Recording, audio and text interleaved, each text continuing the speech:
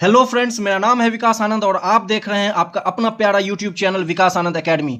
आज हम लोग फिर से यहाँ पर 100 क्वेश्चन के साथ आपके समक्ष हाजिर हुए हैं, जिसमें सारे जो चैप्टर्स हैं उसको देखा गया है, सारे सब्जेक्ट्स को इसमें लिया गया है, चाहे वो पॉलिटी से हो, चाहे वो साइंस से हो, चाहे वो हिस्ट्री से हो, चाहे वो इकोनॉमिक्स से हो, चाहे वो ज्योग्राफी से हो। सारे सब्जेक्ट्स के टॉपिक्स को इसमें लिया गया है और 69 बीपीएससी के लिए खास करके हम लोग ये सेशन चला रहे हैं, जो लगातार 30 सितंबर तक चलाया जाएगा। तो चलिए बिना देरी के आज का सेशन शुरू करते हैं। पहला क्वेश्चन है, मनुष्य की पाचन क्रिया कहां से प्रारंभ होती है? तो मनुष्य की जो पाचन क्रिया है वह मुख से प्रारंभ होती है। और उसके बाद नेक्स्ट क्वेश्चन देखते हैं, सोडियम का कार्य क्या है? सोडियम का क्या कार्य है? तो यह इसका है, यह रक्त दाब नियंत्रित करने में सहायक होता है तथा जल का संतुलन बनाए रखता है। रक्त दाब यानी कि ब्लड प्रेशर को यह कंट्रोल करता है sodium.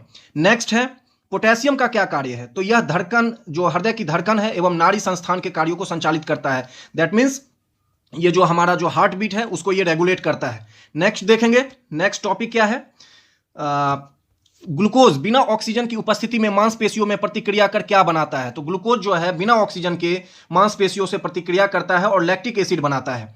Very much important. Next है, पीयूष ग्रंथि या पिट्यूटरी ग्रंथि को किस अन्य नाम से भी जाना जाता है? मास्टर ग्लैंड्स के नाम से इसको जाना जाता है। यह जो है मस्तिष्क में पाया जाता है, pituitary gland. Very much important. Next देखेंगे, बहिस्रावी एवं अंतःस्रावी दोनों प्रकार किस ग्रंथि में होती है? तो यह अग्नाशय यानी कि पैनक्रियाज, इसमें यह उपस्थित होता है। यह दोनों ही पैनक्रियाज में, पैनक्रियाज जो है वो बहिस्रावी और अंतःस्रावी दोनों तरह की ग्रंथि होती है इसमें। नेक्स्ट देखते हैं, पेट्रोलियम किस प्रकार की चट्टानों में पाया जाता है? तो पेट्रोलियम जो है यह जो है अवसादी चट्टानों में पाया जाता है। अवसादी चट्टान किसको कहते हैं? परतदार चट्टानों को, यानी कि सेडिमेंट्री रॉक को अवसादी चट्टान कहते हैं। जब छोटी छोटी चट्टानें जो होती हैं किसी स्थान पर जमा हो जाती हैं और बाद में रासायनिक प्रतिक्रिया या अन्य कारणों से परत जैसी ठोस रूप में निर्मित हो जाती है तो इसे अवसादी चट्टान कहते हैं। और जो पेट्रोलियम है वो अवसादी चट्टानों में ही पाया जाता है। नेक्स्ट देखते हैं, इथेनॉल के अत्यधिक सेवन से कौन सा अंग प्रभावित होता है? तो यकृत यानी कि लीवर। इथेनॉल किसमें पाया जाता है? तो शराब में। आपने अक्सर सुना होगा कि शराब पीने से लीवर सड़ जाता है, तो इथेनॉल जो है शराब में पाया जाता है, उसके अत्यधिक सेवन से यकृत यानी कि लीवर डैमेज होता है। नेक्स्ट क्वेश्चन है, सभी अम्लों में अनिवार्य रूप से पाए जाने वाला पदार्थ क्या है? तो ये हाइड्रोजन जो है सभी एसिड्स में अनिवार्य रूप से पाया जाता है। वेरी इंपॉर्टेंट क्वेश्चन है ये। परीक्षा जितने भी क्वेश्चन लिए गए हैं किसी न किसी परीक्षा में, खास करके यूपीएससी, बीपीएससी, यूपीपीसीएस, इन तीनों ही प्रीवियस ईयर के क्वेश्चंस हैं। आप इसे बस ये एक सेट प्रैक्टिस के रूप में ना देखें, बल्कि आप इसे प्रीवियस ईयर के क्वेश्चन के रूप में देखें। सारे क्वेश्चन जो है प्रीवियस ईयर के हैं और परीक्षा में पूछे गए हैं, इसीलिए ये बहुत ज्यादा इंपॉर्टेंट है। नेक्स्ट देखते हैं, तात्कालिक ऊर्जा के लिए धावकों को कौन सा पदार्थ दिया जाता है? तो उनको ग्लूकोज पिलाया जाता है।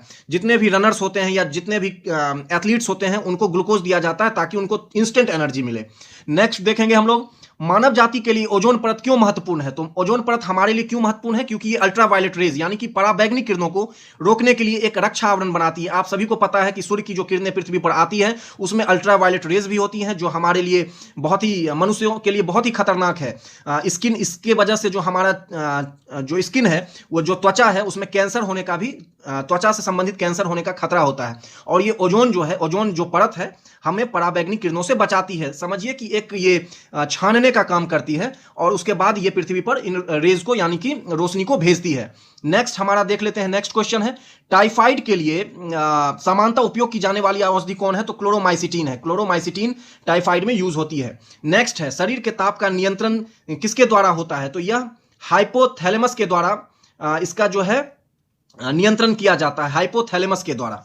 और ये हाइपोथैलेमस भी जो है वो मस्तिष्क का ही भाग है, जो हार्मोन सिस्टम को कंट्रोल करने का काम करता है। हमारे मनुष्यों में जो हार्मोन जो होते हैं उनको ये कंट्रोल करता है। जैसे शरीर की कई कार्य प्रणाली हैं, जैसे कि सेक्सुअल बिहेवियर हो गया, या फिर बॉडी का टेम्परेचर हो गया, या फिर ब्लड प्रेशर हो गया, भूख प्यास, या हमारा मूड अचानक से चेंज होना, इन सभी को जो है ये हाइपोथैलेमस ही कंट्रोल करता है। तो ये बहुत इंपॉर्टेंट क्वेश्चन है। नेक्स्ट देखेंगे, एथलीट फुट नामक बीमारी जो है, एथलीट फुट नामक रोग किससे होती है? तो यह कवक के द्वारा होती है।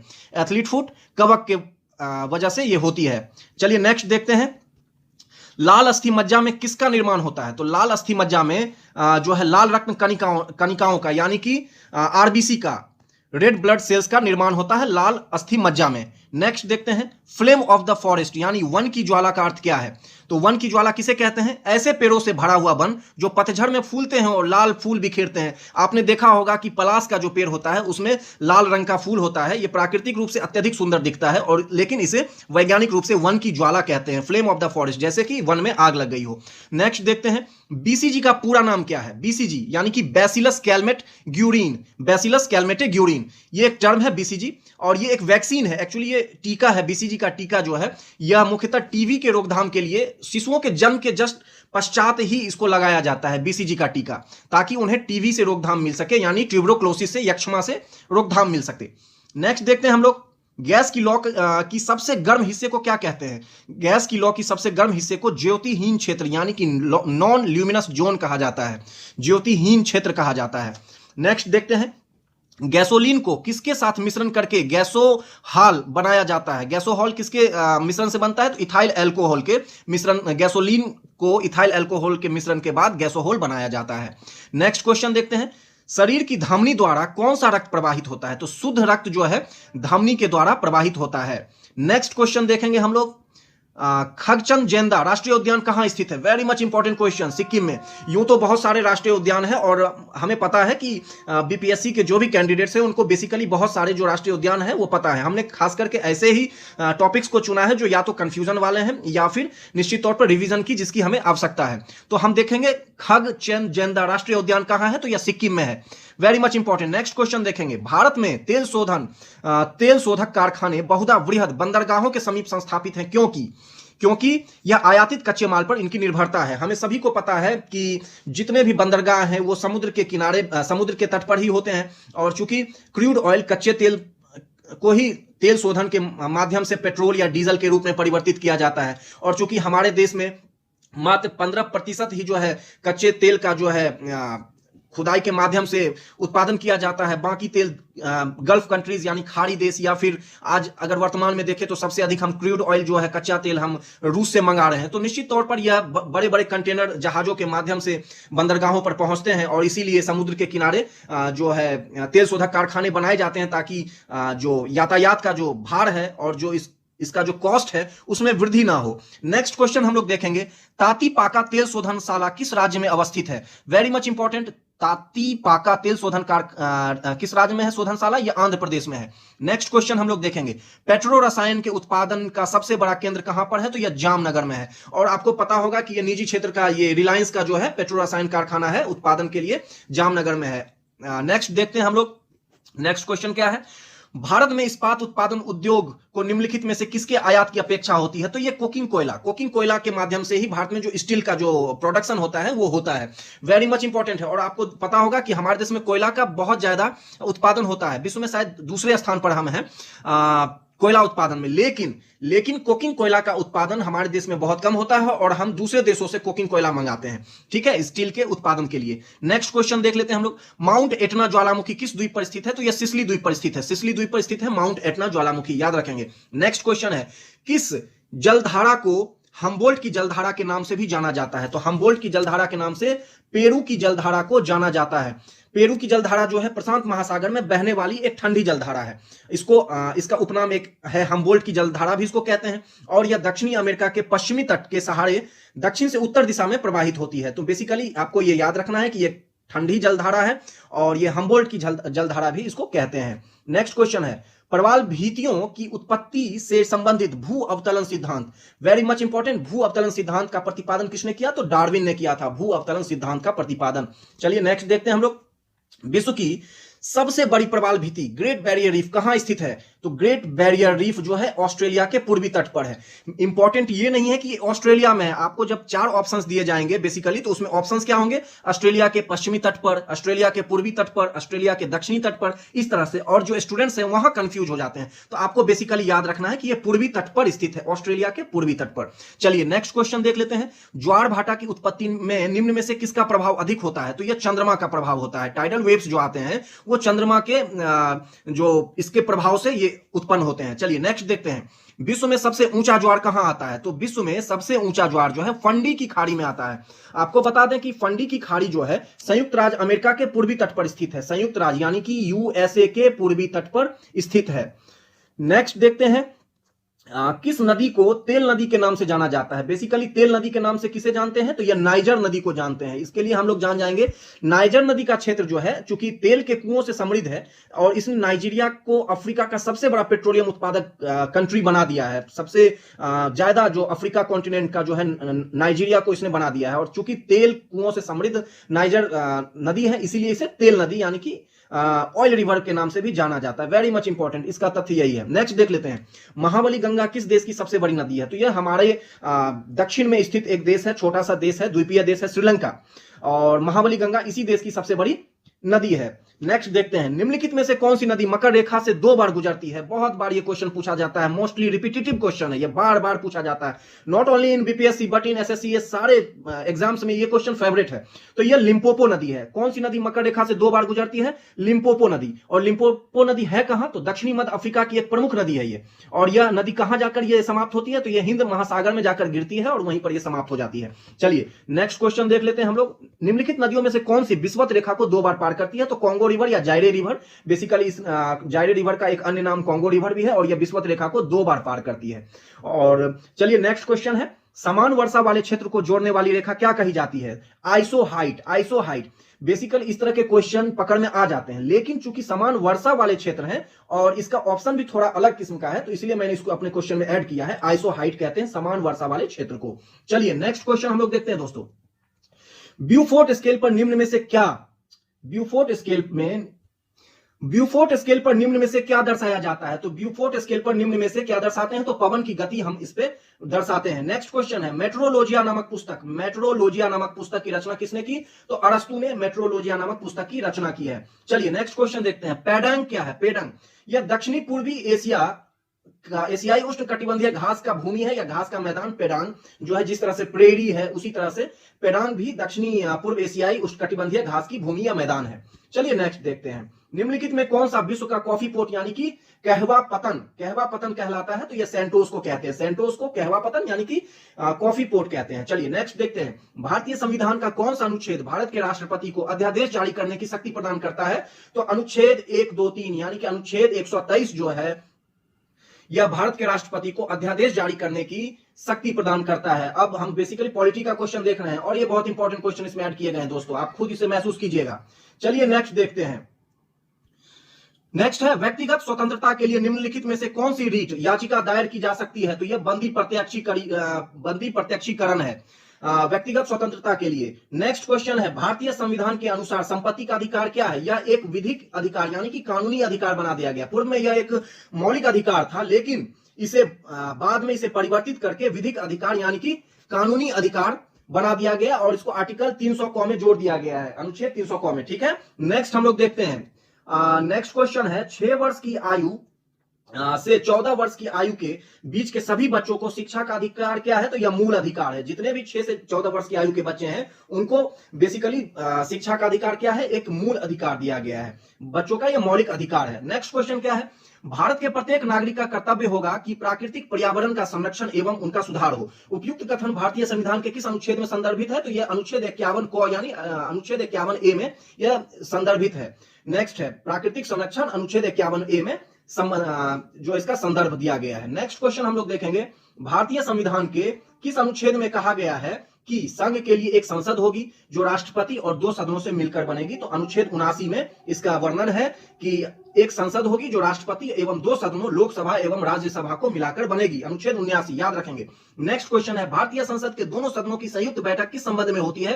तो यह साधारण विधेयक के संबंध में होती है। राष्ट्रपति बुलाते हैं और इसकी अध्यक्षता लोकसभा के स्पीकर यानी कि लोकसभा के अध्यक्ष करते हैं। नेक्स्ट देखते हैं, कौन सी प्रथा संसदीय प्रणाली को भारत की देन है? और चूंकि संसदीय प्रणाली हम जानते हैं कि यह ब्रिटेन से ली गई है, लेकिन कुछ ऐसी चीजें इसमें ऐड की गई है जो भारत के द्वारा की गई, जैसे शून्यकाल यानी कि 0 आवर। आपको हम बता दें कि 0 आवर का समय जो है प्रश्नकाल के तुरंत बाद अर्थात दोपहर 12 बजे से 1 बजे तक का काल शून्यकाल कहलाता है। इस अवधि में बिना अग्रिम सूचना के सांसद जो है राष्ट्रीय मुद्दों को उठा सकते हैं और इसके लिए किसी पूर्व में इसके लिए किसी तरह की कागजी कार्रवाई की आवश्यकता नहीं होती है। नेक्स्ट देखते हैं, संसद के किन सदस्यों को गैर सरकारी सदस्य कहा जाता है? किनको गैर सरकारी सदस्य कहते हैं? तो मंत्री के अलावे अन्य प्रत्येक सांसद को गैर सरकारी सदस्य कहा जाता है। Very very important question. मुझे नहीं लगता कि ऐसे क्वेश्चन आपको किसी भी सेट में मिलेंगे, क्योंकि मैंने इनको ऐड किया है, खुद से मैंने पीडीएफ बनाया और आपके लिए लाया, क्योंकि मुझे पता है कि बीपीएससी का स्तर कितना ऊंचा हो गया है। अब जो है आपको हवाबाजी से काम नहीं चलेगा, आपको स्तरीय प्रश्न पढ़ने ही होंगे। चलिए नेक्स्ट क्वेश्चन हम देखते हैं।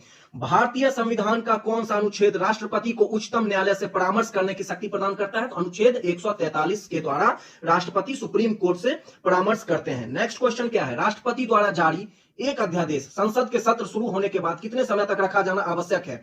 अगर राष्ट्रपति कोई अध्यादेश जारी करते हैं तो उसको संसद में 6 सप्ताह के भीतर उसको रखा जाना संसद के पटल पर आवश्यक है। 6 सप्ताह यानी 1.5 माह। चलिए नेक्स्ट क्वेश्चन हम लोग देख लेते हैं।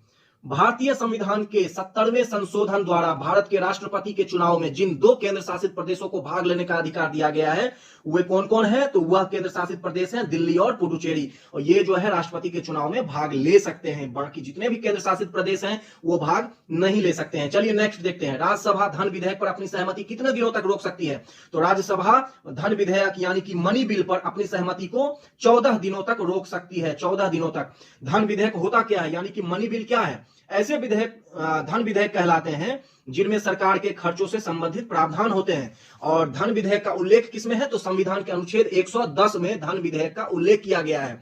और कोई विधेयक, ये सारे क्वेश्चंस इंपॉर्टेंट हैं, कोई विधेयक धन विधेयक है या नहीं, वह मनी बिल है या नहीं, उसका निर्णय लोकसभा अध्यक्ष करते हैं। बहुत ही इंपॉर्टेंट क्वेश्चन है, याद रखिएगा। चलिए नेक्स्ट देख लेते हैं। राज्यसभा की पहली महिला महासचिव कौन थी?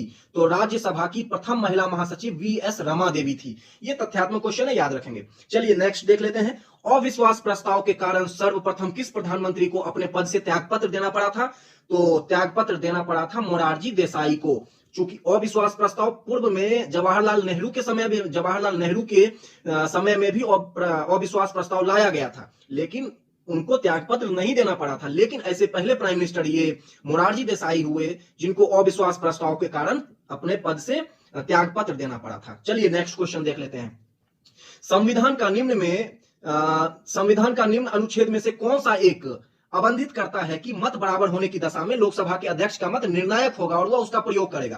तो लोकसभा का स्पीकर जो होते हैं वह अगर दोनों तरफ का, विपक्ष और पक्ष के किसी बिल पर अगर दोनों के मत जो है समान हो गए तो लोकसभा स्पीकर जो है अपना मत निर्णायक रूप से देंगे और जिसके तरफ वो मत देंगे उसके तरफ बिल पास हो जाएगा। चलिए नेक्स्ट देख लेते हैं, हम लोग आगे बढ़ते हैं। नेक्स्ट क्वेश्चन है, संविधान के किस अनुच्छेद के अंतर्गत राष्ट्रपति के द्वारा भारत के महान्यायवादी की नियुक्ति की जाती है? तो महान्यायवादी की नियुक्ति होती है अनुच्छेद 76 के द्वारा। ये सारे क्वेश्चन इतने इंपॉर्टेंट है दोस्तों कि जो भी बीपीएससी के जो सीरियस कैंडिडेट्स हैं, अगर वो जान रहे हैं कि जब ये क्वेश्चन पढ़ेंगे तो उन्हें भी समझ में आएगा कि नहीं, वास्तविक में ये क्वेश्चन स्तरीय हैं और परीक्षा में पूछे जा सकते हैं। चलिए नेक्स्ट देखते हैं। अब एक बहुत ही इंपॉर्टेंट समिति है, संसद की सबसे बड़ी समिति कौन है? तो प्राक्कलन समिति है। याद रखना है, सबसे पहला फैक्ट तो यही है कि संसद की सबसे बड़ी समिति प्राक्कलन समिति है। आपको पता होना चाहिए कि संसद में 17 समितियां होती हैं, उसमें से सबसे बड़ी समिति है प्राक्कलन समिति। चलिए अब इससे संबंधित फैक्ट्स मैंने लिखा है, उसको भी पढ़ लेते हैं। प्राक्कलन समिति का कार्य क्या है? तो यह देश की आर्थिक स्थिति पर संसद में आर्थिक सर्वेक्षण प्रस्तुत करना तथा संसद में प्राक्कलनों के प्रस्तुत करने के प्रारूप के विषय पर सिफारिश देना इसका कार्य है। तो ये किसी भी, जैसे कि आर्थिक सर्वेक्षण प्रस्तुत करना वगैरह, प्राक्कलन समिति का कार्य है। इसमें कितने सदस्य होते हैं? तो इसमें 30 सदस्य होते हैं। इसे अस्थायी मित व्ययिता समिति भी कहा जाता है। याद रखेंगे, किस समिति को अस्थायी मित व्ययिता समिति कहते हैं? तो प्राक्कलन समिति को। और प्राक्कलन समिति के सदस्य केवल लोकसभा से चुने जाते हैं। इसमें 30 सदस्य होते हैं और वो टोटल ही लोकसभा से ही चुने जाते हैं। चलिए नेक्स्ट क्वेश्चन देख लेते हैं। एक और समिति है, उसके बारे में भी हम लोग जानेंगे, लोक लेखा समिति। लोक लेखा समिति के जो सदस्य होते हैं संसद के दोनों सदनों से चुने जाते हैं। इसमें 15 सदस्य जो हैं वह लोकसभा से और 7 राज्यसभा से, कुल मिलाकर 22 सदस्य होते हैं और लोक लेखा समिति का निर्माण करते हैं। लोक लेखा समिति अपनी रिपोर्ट किसे सौंपती है? तो लोकसभा अध्यक्ष को सौंपती है। लोकसभा अध्यक्ष को अपनी रिपोर्ट सौंपती है। चलिए नेक्स्ट क्वेश्चन है, सर्वोच्च न्यायालय में तदर्थ न्यायाधीशों की नियुक्ति किस देश की न्याय प्रणाली से प्रेरित है? तो फ्रांस से प्रेरित है। अब पहले हम ये जान जाते हैं कि तदर्थ न्यायाधीश होते क्या हैं। तो किसी अचानक से किसी मामले के निपटारा के लिए जब मतलब ऐसे विशिष्ट मामले या फिर ऐसी परियोजना या फिर किसी विशिष्ट अवधि के लिए कोई ऐसा न्यायाधीश नियुक्त किया जाता है तो उन्हें तदर्थ न्यायाधीश कहते हैं। और ये मानक जो न्यायाधीश होते हैं, जो मूल रूप से जो कार्यरत होते हैं सुप्रीम कोर्ट में या हाई कोर्ट में, तो उनसे ये अलग होते हैं। इनका एक फिक्स टाइम के लिए किया जाता है और एडहॉक जज उन्हें ही बनाया जाता है जो सुप्रीम कोर्ट से या फिर हाई कोर्ट से रिटायर्ड जज होते हैं और कुछ समय के लिए किसी खास मामले के निष्पादन के लिए उनको नियुक्त किया जाता है। उसके बाद फिर उन्हें अपने पद से उन्हें जो हटाया जाता है। नेक्स्ट देख लेते हैं, नेक्स्ट क्वेश्चन क्या है। नेक्स्ट क्वेश्चन है, निम्नलिखित में से कौन सबसे पहली महिला वकील है जिनको सीधे उच्चतम न्यायालय यानी कि ऑनरेबल सुप्रीम कोर्ट के न्यायाधीश के रूप में नियुक्त किया गया? तो इंदु मल्होत्रा को नियुक्त किया गया। ये एक फैक्ट है, याद रखेंगे। चलिए नेक्स्ट क्वेश्चन देख लेते हैं। मानव विकास सूचकांक यानी कि HDI ह्यूमन डेवलपमेंट इंडेक्स का आधार क्या है? तो उसमें स्वास्थ्य, शिक्षा और जीवन स्तर का मापन किया जाता है और उसके आधार पर मानव विकास सूचकांक का निर्माण किया जाता है। चलिए नेक्स्ट क्वेश्चन है, भारतीय संविधान के किस भाग में संघीय न्यायपालिका का उल्लेख है? तो संघीय न्यायपालिका का उल्लेख भाग 5 में है। Very much important. थोड़ा सा ये वीडियो लंबा होगा दोस्तों, लेकिन जब आप इस वीडियो को पूरी तरह से बिना स्किप किए हुए पढ़ लेंगे तो निश्चित मैं बता रहा हूं कि आपको परीक्षा में निश्चित ही फायदा होगा। चलिए नेक्स्ट क्वेश्चन भी देख लेते हैं। किस वाद में सर्वोच्च न्यायालय ने कहा था कि संसद को मूल अधिकार में संशोधन करने की शक्ति प्राप्त है, पर वह संविधान के मूल ढांचे में संशोधन नहीं कर सकती? ये केशवानंद भारती वाद है और ये इस तरह के क्वेश्चन यूपीएससी में पूछे गए हैं, बाद में डिफरेंट पीसीएस में भी ये क्वेश्चन पूछे गए हैं। तो यह संसद को यह अधिकार है कि वो मूल अधिकार में संशोधन करके कुछ नई शक्तियां दे सकती है, लेकिन संविधान के जो मूल ढांचे हैं, जो संविधान सभा के द्वारा जिसका निर्माण किया गया है, उसमें कोई संशोधन नहीं कर सकती। और यह कब निर्णय दिया गया? तो केशवानंद भारती केस में यह निर्णय दिया गया। तो चलिए ये हमने देख लिया। नेक्स्ट देख लेते हैं। नेक्स्ट क्वेश्चन क्या है, जब भारतीय न्यायिक पद्धति में लोकहित मुकदमा PIL लाया गया तब भारत के मुख्य न्यायाधीश कौन थे? तो PN भगवती, 1980 के दशक की बात है। PN भगवती उस समय में मुख्य न्यायाधीश हुआ करते थे जब PIL यानी कि पब्लिक इंटरेस्ट लिटिगेशन यानी कि लोकहित मुकदमा, जनहित याचिका लाया गया था। अब ये हम जान जाएंगे PIL क्या होता है या लोकहित मुकदमा या जनहित याचिका क्या होता है। तो हम ये जान जाएं कि कोई व्यक्ति जनहित में या फिर सार्वजनिक महत्व के किसी मामले के विरुद्ध जिसमें किसी वर्ग या समुदाय के हित या उनके मौलिक अधिकार प्रभावित हुए हों, तो जनहित याचिका के जरिए न्यायालय की शरण ले सकता है। तो व्यक्तिगत रूप से तो वो केस करते ही है, लेकिन अगर सार्वजनिक रूप से किसी मामले के बारे में अगर कोर्ट में जाना हो तो PIL के माध्यम से, जनहित याचिका के माध्यम से वो अपना केस दर्ज कर सकते हैं। चलिए, पहले हाई कोर्ट में किया जाता है, उसके बाद ऑनरेबल सुप्रीम कोर्ट में किया जाता है। दोनों ही जगह आप कर सकते हैं। चलिए नेक्स्ट है, पटना उच्च न्यायालय की स्थापना कब हुई? इसी से रिलेटेड क्वेश्चन है कि हाई कोर्ट से पटना हाई कोर्ट की स्थापना हुई थी वर्ष 1916 ईस्वी में, 1916 में। नेक्स्ट है, भारत में चलित न्यायालय यानी कि मोबाइल कोर्ट किसका मानसपुंज है? किसके द्वारा शुरू किया गया? डॉक्टर APJ कलाम साहब के द्वारा। हमारे महान वैज्ञानिक डॉक्टर APJ कलाम, जो बाद में भारत के राष्ट्रपति भी हुए, मिसाइल मैन ऑफ इंडिया भी कहा जाता है APJ कलाम को, विंग्स ऑफ फायर इन्हीं की रचना है। बहुत सारे मिसाइल मैन कहा जाता है और जो अग्नि जो सीरीज की मिसाइलें थी, इसके जो कर्ता धर्ता शुरुआती जो थे हमारे APJ अब्दुल कलाम साहब ही थे। तो निश्चित ही इनके बारे में बहुत सारा फैक्ट्स है। चलिए आगे बढ़ते हैं। राज्यपाल सोने के पिंजरे में निवास करने वाली चिड़िया के समतुल्य है, यह कथन किसका है? तो यह कथन है सरोजनी नायडू जी का कथन है। सरोजनी नायडू ने कहा था कि राज्यपाल जो है सोने के पिंजरे में निवास करने वाली चिड़िया है। एक BPSC में एक मेंस में क्वेश्चन भी पूछा गया था 64वीं मेंस में कि राज्यपाल रबर स्टैंप है, तो इस पर बाद में विवाद भी हुआ था, लेकिन बेसिकली ये ऐसा ही है और सच भी है। चलिए नेक्स्ट क्वेश्चन देखते हैं। किसी राज्य में राज्यपाल की नियुक्ति संविधान के किस अनुच्छेद के द्वारा की जाती है? तो अनुच्छेद 155 के तहत राज्यपाल की नियुक्ति की जाती है। वेरी मच इंपॉर्टेंट है। चलिए नेक्स्ट देखते हैं हम लोग। मुख्यमंत्री की नियुक्ति संविधान के किस अनुच्छेद के तहत की जाती है? तो मुख्यमंत्री की नियुक्ति संविधान के अनुच्छेद 163 के तहत की जाती है। यह फैक्ट याद रखना है। भारत के निम्नलिखित राज्यों में से किस में अब तक विधान परिषद नहीं है? यद्यपि संविधान यानी कि 7वां संशोधन अधिनियम 1956 में उसके लिए उपबंध है, लेकिन अभी तक वहां पर विधान परिषद नहीं है। तो वह राज्य है मध्य प्रदेश। आपको पता होना चाहिए कि विधान परिषद सभी राज्यों में नहीं है, मात्र भारत के 6 राज्यों में है, जिसमें एक बिहार है, एक उत्तर प्रदेश है, एक तेलंगाना है, एक कर्नाटक है, एक महाराष्ट्र है और एक कर्नाटक है। तो ये 6 राज्यों में ही है। पूर्व में जम्मू कश्मीर में भी था, लेकिन वर्ष 2019 में वहां पर विधान परिषद को खत्म कर दिया गया। चलिए नेक्स्ट देखते हैं। किसको समाप्त किया जा सकता है पर भंग नहीं? वेरी मच इंपॉर्टेंट क्वेश्चन और यूपीएससी का क्वेश्चन है भाई साहब।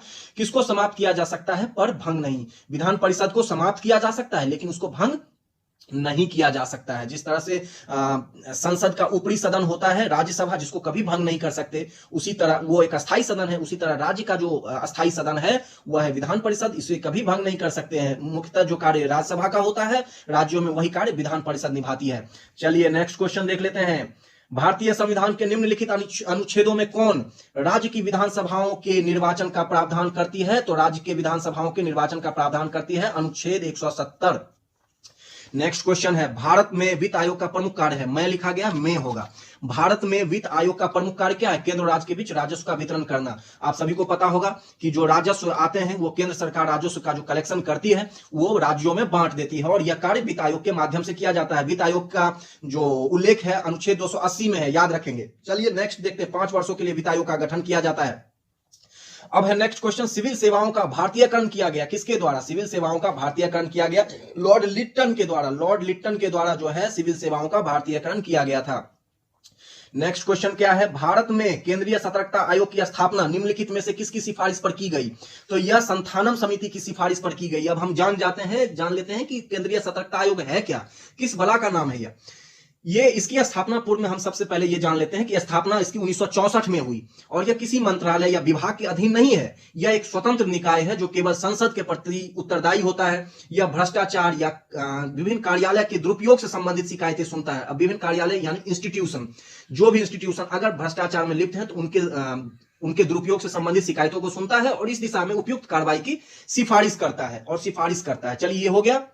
नेक्स्ट क्वेश्चन देखेंगे, तारकुंडे समिति तथा गोस्वामी समिति का संबंध किससे है? तो यह चुनाव व्यवस्था में आमूल सुधार से संबंधित है, तारकुंडे समिति और गोस्वामी समिति से। जब आप बीपीएससी मेंस के बारे में निर्वाचन आयोग चैप्टर पढ़ेंगे पॉलिटी संबंधित, तब आपको तारकुंडे समिति और गोस्वामी समिति आदि के बारे में विस्तार से वर्णन किया गया है। फिलहाल प्रीलिम्स के लिए इतना काफी है।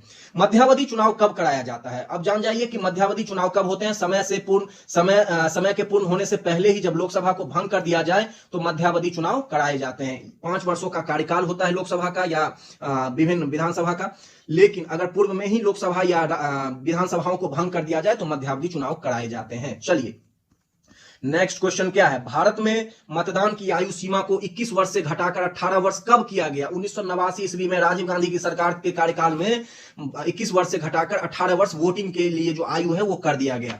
चुनाव के समय किसी चुनाव क्षेत्र में चुनाव प्रचार कब बंद करना होता है? तो यह आचार संहिता का उल्लंघन हो जाएगा। अगर वह मतदान समाप्त होने से 48 घंटे पूर्व अगर जो चुनाव प्रचार है उसको बंद नहीं किया गया तो आचार संहिता का उल्लंघन माना जाता है। तो याद रखेंगे इस क्वेश्चन को। अब चलिए अर्थव्यवस्था से संबंधित कुछ 20 क्वेश्चन देख लेते हैं। सस्ती मुद्रा का अर्थ क्या है? सस्ती मुद्रा किसे कहते हैं? सस्ती मुद्रा का अर्थ होता है ब्याज की कम दर। ब्याज की कम दर सस्ती मुद्रा कहलाती है। चलिए नेक्स्ट देखते हैं। नेशनल स्टॉक एक्सचेंज यानी कि एनएसई की स्थापना की संस्तुति 1991 में किस समिति द्वारा की गई थी? तो यह फेरवानी समिति की अनुशंसा पर नेशनल स्टॉक एक्सचेंज की स्थापना की गई थी। चलिए, चमकता हुआ सितारा किस राष्ट्रीयकृत बैंक का प्रतीक है? चमकता हुआ सितारा है बैंक ऑफ इंडिया का प्रतीक, चमकता हुआ सितारा। नेक्स्ट क्वेश्चन है, किसी अर्थव्यवस्था में मुद्रा के मूल्य और कीमत स्तर के बीच संबंध कैसा होता है? तो प्रतिलोम संबंध होता है। नेक्स्ट क्वेश्चन क्या है, भारत में ग्रामीण अवस्थापना विकास कोष कार्यक्रम को क्रियान्वित करने वाली मुख्य संस्था कौन है? तो नाबार्ड है। नाबार्ड जो है कृषि संबंधित जो या ग्रामीण अवस्थापना संबंधित जो विकास कार्य होते हैं नाबार्ड के द्वारा किए जाते हैं, और इसकी स्थापना वर्ष 1982 में हुई थी, नाबार्ड की स्थापना। चलिए नेक्स्ट क्वेश्चन है, परमाणु ऊर्जा आयोग का गठन किस वर्ष हुआ? तो परमाणु ऊर्जा आयोग का गठन 1948 ईस्वी में किया गया था। स्वतंत्रता के 1 वर्ष पश्चात परमाणु ऊर्जा आयोग का गठन किया गया। नेक्स्ट देखते हैं, सार्वजनिक क्षेत्र से क्या तात्पर्य है? तो वाणिज्य एवं व्यापार पर सरकार का नियंत्रण होता है, उसे सार्वजनिक क्षेत्र कहते हैं। सरकार का प्रत्यक्ष नियंत्रण सार्वजनिक क्षेत्र, और जिस पर सरकार का नियंत्रण नहीं होता है वो निजी क्षेत्र कहलाता है। चलिए नेक्स्ट क्वेश्चन है, वह कौन सा वित्तीय वर्ष है जिससे सार्वजनिक उद्यमों में विनिवेश आरंभ हुआ? 1991-92। आप सभी को पता है एलपीजी जो रिफॉर्म हुए थे, जो सुधार किए गए थे, वित्तीय सुधार, वो 1991-92 में मनमोहन सिंह जी की नेतृत्व में, उस समय आरबीआई के वो गवर्नर भी थे, और हाँ जी, और उसी समय एलपीजी रिफॉर्म्स किए गए थे, है ना। तो एलपीजी लिबरलाइजेशन, प्राइवेटाइजेशन, ग्लोबलाइजेशन, यानी कि एलपीजी रिफॉर्म्स के माध्यम से ये किया गया कि जो लाइसेंसी राज है उसको समाप्त कर दिया गया और निजी क्षेत्र का वर्चस्व स्थापित होना शुरू हुआ। नेक्स्ट क्वेश्चन देख लेते हैं हम लोग। ट्राई यानी कि telecom regulatory authority of India निम्नलिखित में से किस क्षेत्र की नियामक संस्था है? तो यह दूरसंचार क्षेत्र की संस्था है। यह रेगुलेट करती है टेलीकॉम से संबंधित चीजों को। चलिए नेक्स्ट क्वेश्चन है, भारत सरकार के बजट के आंकड़ों में कुल व्यय और कुल प्राप्तियों के बीच अंतर को क्या कहते हैं? बजटीय घाटा। सरकार को कितना फायदा हुआ और उसका कितना सरकार को प्राप्ति हुई और कितना उसमें व्यय हुआ, और इसके अंतर को हम लोग जो है बजटीय घाटा कहते हैं। अगर व्यय ज्यादा है प्राप्ति कम है तो ऑटोमेटिकली घाटा तो होगा ही। नेक्स्ट क्वेश्चन है, यदि सरकार का बजट 1 अप्रैल तक पारित ना हो सके तो सरकारी व्यय किस आधार पर किया जाता है? तो लेखा अनुदान के माध्यम से किया जाता है। आपको पता होना चाहिए लेखा अनुदान राजस्व और खर्चों का लेखा जोखा मात्र होता है। इसमें 3-4 महीनों के लिए ही सरकारी कर्मियों के वेतन, पेंशन और अन्य सरकारी कार्यों के लिए राजकोष से धन लेने का प्रस्ताव होता है। 3-4 महीनों के लिए एक अनुदान का इसमें आधार है और उसके बाद बजट के माध्यम से ही सारी कार्रवाई की जाती है। नेक्स्ट क्वेश्चन हम लोग देख लेंगे, भारत में सेवा कर किस वर्ष प्रारंभ किया गया था? Service tax. तो यह शुरू किया गया था 1994-1995 ईस्वी में। भारत में योजनावकाश यानी कि प्लान हॉलिडे कब से कब था? तो 1966 के सूखे के पश्चात योजनावकाश किया गया था। आपको बता दें कि चाइना और पाकिस्तान से जो युद्ध हुए थे, चाइना से 1962 में, पाकिस्तान से 1965 में, एवं वर्षा न होने के कारण तृतीय पंचवर्षीय योजना अपना लक्ष्य प्राप्त करने में असफल रही थी। सबसे असफल योजना मानी जाती है तृतीय, जिसके कारण चौथी योजना 3 वर्ष के लिए स्थगित करके इसके स्थान पर 1 वर्षीय योजनाएं 3 वर्ष के लिए 1 वर्षीय योजनाएं लागू की गई थी और इसी अवधि को योजना अवकाश यानी कि प्लान हॉलिडे कहा गया था। नेक्स्ट क्वेश्चन है, अनवरत योजना यानी कि रोलिंग प्लान किस अवधि के लिए बनाई गई थी? तो 1978 से 83 ईस्वी के लिए रोलिंग जो प्लान है बनाई गई थी। अनवरत योजना यानी कि रोलिंग प्लान के जो जनक थे डॉक्टर गुरनार मिंडल और प्रोफेसर रैगनर फ्रिस थे। और चलिए नेक्स्ट क्वेश्चन हम लोग देख लेते हैं, गिल्ट एज्ड बाजार किससे संबंधित है? सरकारी प्रतिभूतियों से संबंधित है गिल्ट एज्ड बाजार।